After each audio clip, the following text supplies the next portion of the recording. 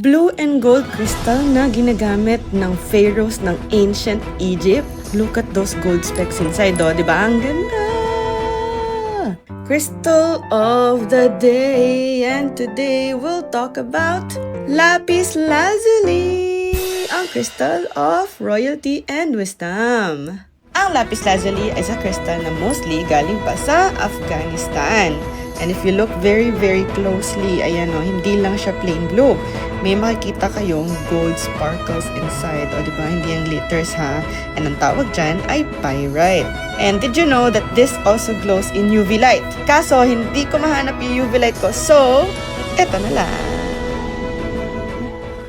For healing naman, it has these 3 benefits. It's known as the Stone of Wisdom kasi ginagamit to usually for the third eye chakra, diba? Para mas maging malinaw ang intuition at mental clarity mo.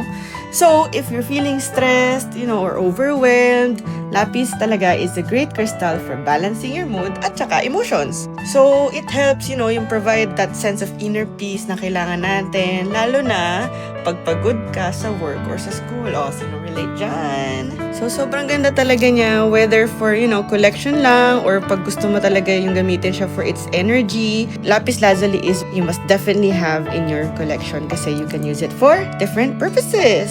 What crystal do you want to see next? Comment down below.